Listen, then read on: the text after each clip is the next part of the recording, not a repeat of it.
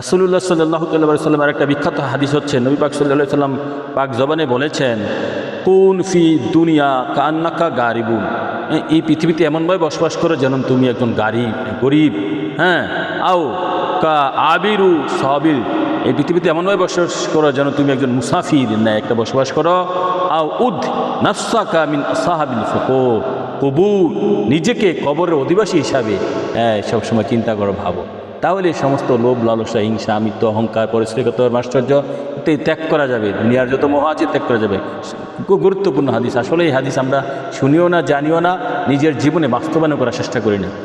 কি গুরুত্বপূর্ণ একটা হাদিস। ও ফি দুনিয়া কান নাকা গারিবুন, হ্যাঁ, পৃথিবীতে এই দুনিয়াতে একজন গরিবের ন্যায়, হ্যাঁ, দারিদ্রের ন্যায় বসবাস করো, গরিবের ন্যায় বসবাস করার চেষ্টা করো।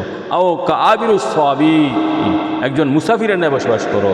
ওয়া উদ নাফসাকা মিন আসহাবি কবুর, নিজেকে কবরের অধিবাসী হিসাবে ভাবো।